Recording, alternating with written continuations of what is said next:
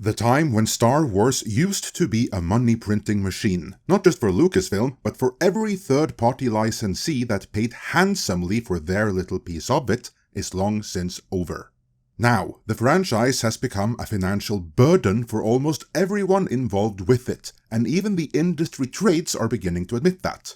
What they're still desperate to overlook, though, is exactly what Disney and Lucasfilm did to turn their fortunes around in this most undesirable of ways. So let's look into that.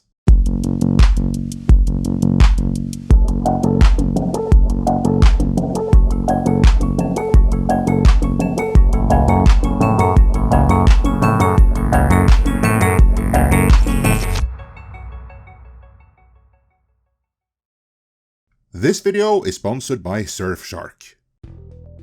On April 14th, Forbes confirmed what we and all our friends in this sphere of YouTube have been saying for years, namely that more than a decade after they bought it, Disney still hasn't profited from Star Wars, as Bob Iger's $4.05 billion acquisition of Lucasfilm remains a net loss for the company, and they're not the only ones taking a hit. As we're about to see, the mismanagement of the Star Wars brand has also hurt third-party licensees like Hasbro, and Ubisoft are also about to find out that they won't be seeing the 100-ish million they spent on Star Wars Outlaws ever again. Which indeed is the new normal for Kathleen Kennedy-era Star Wars. Case in point, while only Disney has the true numbers, the external indicators are that whenever a new Star Wars series is released on Disney+, more and more audiences tune out and cancel their subscription as a direct response. So it should be fun to see what happens when The Acolyte comes out. Now, we don't recommend anyone cancelling anything, of course, and we certainly don't condone anyone taking to the high seas to get their fix on programming you might miss out on if you do. To say nothing of all the spyware, malware, and other assorted tracking software you'd run the additional risk of being subjected to, even beyond your normal browsing. There's a fix, though. To protect yourself, you need to protect your data, and a good way of doing that is through a VPN, such as the one delivered by this channel sponsor, Surfshark. A VPN, or Virtual Private Network, is a privacy protection tool which encrypts your online data and secures your personal information, even when you're on the free public Wi-Fi, which is a goldmine for anyone wanting your data. Surfshark masks your IP address so that your location, download history, and other data isn't linked to your personal ID, while their Clean Web feature blocks trackers, malware, and phishing attempts, enabling you to surf safely. Best of all, unlike some other VPN providers out there, Surfshark does not monitor, track, or store what you do online. There's no activity log. In addition to providing online safety, Surfshark also liberates your internet by unblocking blocked websites and enabling you to bypass geo-blocking restrictions by changing the country you access the internet from, which gives some great advantages when it comes to streaming. For instance, you can access 15 different Netflix libraries, all with a different selection of movies and TV series, simply by changing your virtual location. And there are many to choose from, as Surfshark has over 3,200 servers in more than 100 countries around the world. That's pretty good, but it gets even better. If you type in the code MIDNIGHT when ordering, that triggers an exclusive special offer of 3 extra months for free. So, secure your privacy with Surfshark. Just head on over to surfshark.deals/midnight to order. Link is in the description. Or use the QR code on screen. Surfshark also offers a 30-day money-back guarantee, so there's no risk in trying it out. Thanks to Surfshark for sponsoring this video. And with that, let's get back to even the trades acknowledging that everyone would have been better off if Iger hadn't bought Lucasfilm in the first place.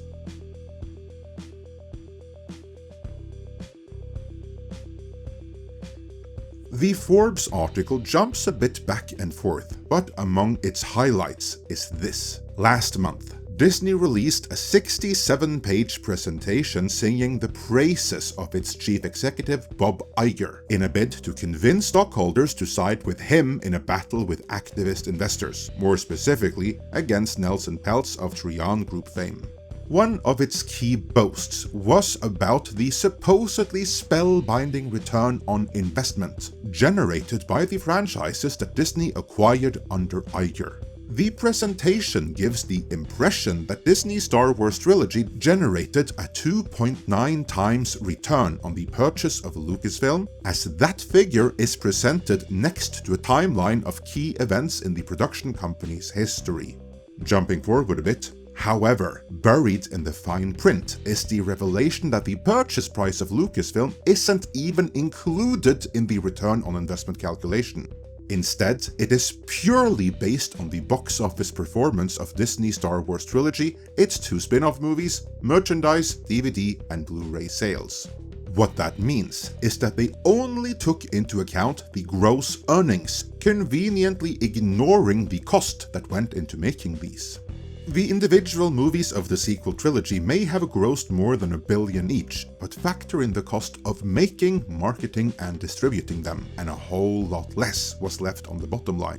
DVDs and Blu-rays also don't magically spring into existence and get shipped out to shops for free. Of the full retail price of any one Blu-ray or DVD, only a couple of bucks end up on Disney's bottom line, which is still better than streaming. But moving on. As revealed, the methodology is questionable, as Disney based the return on investment on the revenue generated by the movies, merchandise, DVDs, and Blu-rays, rather than the profit they made, as it should have done. Using the revenue rather than the profit artificially inflates the result, as it doesn't factor in the costs that Disney had to pay out. Even this wasn't enough for the media giant, so it also forecast the revenue that it expected the Star Wars movies, merchandise, DVD, and Blu-rays to generate over a 10-year period, and based the calculation on that too. In other words, Disney hasn't actually received the revenue that it used to calculate the return on its investment. In summary, despite seeming to do so, Disney's presentation doesn't actually reveal whether its Star Wars movies have covered the cost of its purchase of Lucasfilm. There may be good reason for this. Then comes a lengthy breaking down of numbers, so I'll just skip straight to the summary. Once you take all of the costs into account, the actual net earnings on all the profitable Star Wars outings this past decade, and there aren't too many of those, Disney still hasn't earned enough on Star Wars to earn back the $4.05 billion they spent on acquiring Lucasfilm in the first place. And their other Lucasfilm ventures, Indiana Jones and the Dial of Destiny, and their LGBTQIAP+ Willow series guest starring Willow, which was such a flop that they pulled it from Disney Plus just a few months after it was released, make that equation even worse, not better. The fact of the matter is that now, more than a decade later, Disney would have been better off if they had never acquired Lucasfilm in the first place. You gotta wonder, if Disney shareholders had gotten the real numbers rather than the deceptive reverse Hollywood accounting that Team Iger fed them, would they still have voted against Nelson Peltz? I'll let you ponder that and tell me the answer in the comments. That still leaves the question though, why haven't they made any money on Star Wars, which was formerly a golden goose and money printing machine?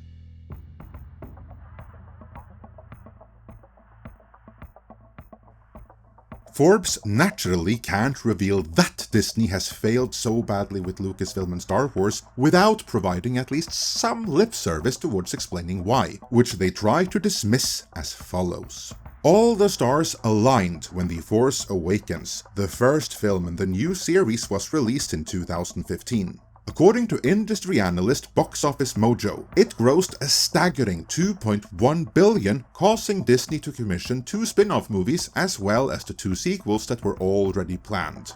No, Forbes, there were no stars aligning. That's what we call pent-up demand.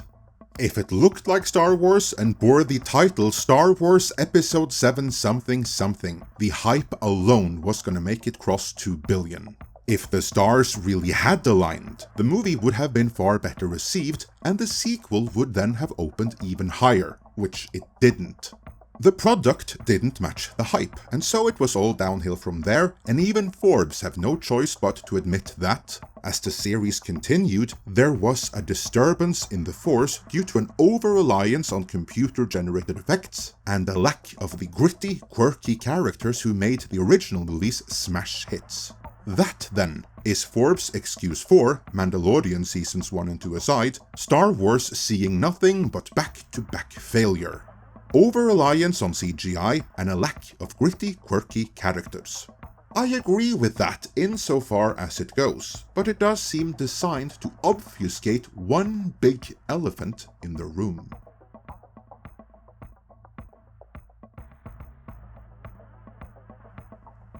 One of the main reasons why Disney acquired both Marvel and Lucasfilm in the first place was because none of their prior brands were boys' brands with appeal to male audiences. So leave it to Kathleen Kennedy to undermine that right off the bat.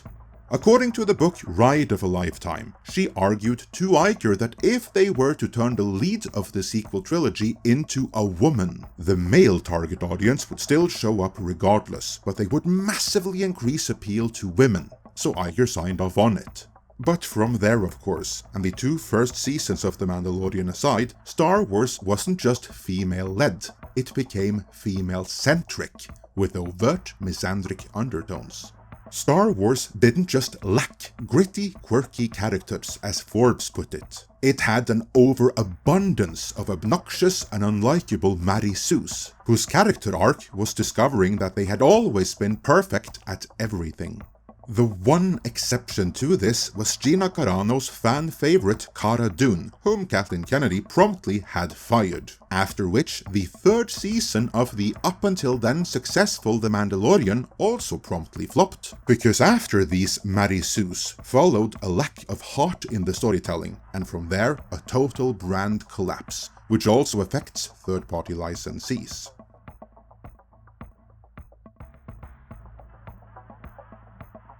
The big problem for toy manufacturer Hasbro these past few years is that they have let their own brands languish, while the corporate focus has been on licensed IP, and among the biggest and most expensive licensed IPs on their roster is Star Wars, and traditionally that could be justified.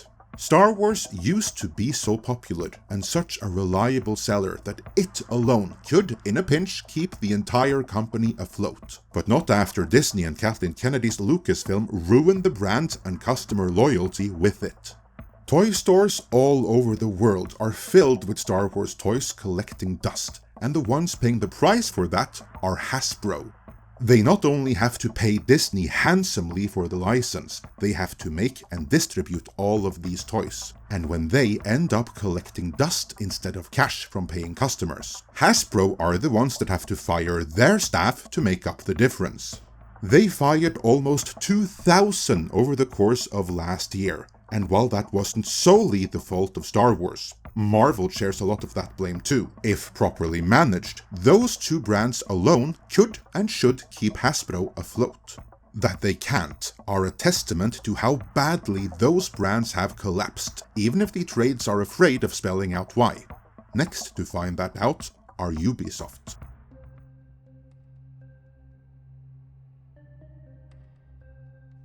Following the massively ratioed, disliked, and ridiculed trailer for the upcoming Disney Plus series Star Wars The Acolyte, the very last thing the Star Wars brand needed was another project following the Kathleen Kennedy doctrine. Put a chick in it, make her gay! Put a diverse woman in it, make it gay! Excuse me, I believe I asked you to put a chick in this and make her gay? Then you'd better put a chick in it and make it fucking gay as fuck.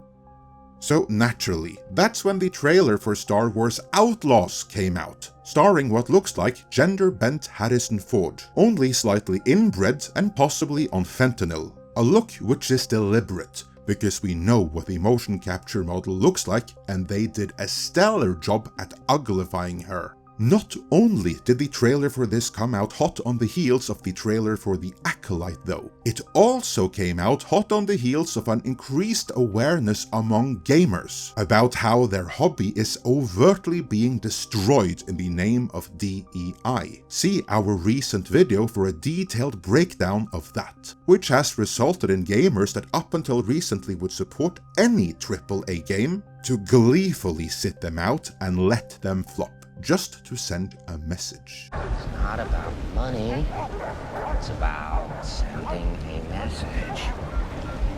And to be clear, the game itself might turn out to be perfectly fine.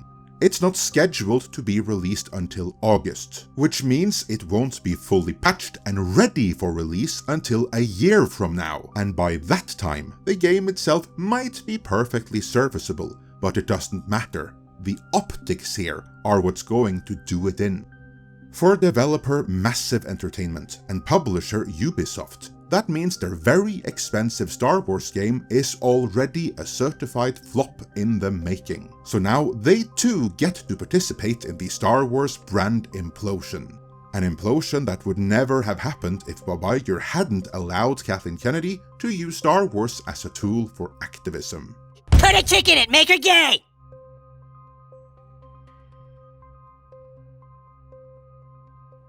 Going back to that piece in Forbes, it concludes on a hopeful note. With several Star Wars movies in the pipeline, Disney still has a chance to get its money back through their box office profits. The films have rediscovered the magic formula to appeal to fans, but aren't yet a force to be reckoned with for investors. It's flat out incorrect to say that the films have rediscovered the magic formula to appeal to fans, as there is literally no evidence to support that. On the contrary, the last Star Wars movie, The Rise of Palpatine, barely limped past $1 billion, ultimately ending up beaten by the R-rated Joker at the box office. While Disney has since discovered that the same formula that killed Star Wars has successfully killed Marvel as well. Interest in the Rey movie they keep on threatening us with is certifiably negative, and if indeed that Park Place's report that Jon Favreau is done following the Mandalorian and Grogu movie has merit, there is no reason for optimism here, and no reason for toy manufacturers or game developers to put any more money into Star Wars. To borrow a quote from another Star-themed franchise, it's dead, Jim. Let me know your thoughts on this in the comments, and before you go, remember to secure your privacy and bypass quarrelsome geo-blocking restrictions with Surfshark VPN. Type in our code MIDNIGHT at surfshark.deals/midnight to get an exclusive deal of 3 extra months for free. Link is in the description. Or use the QR code on screen.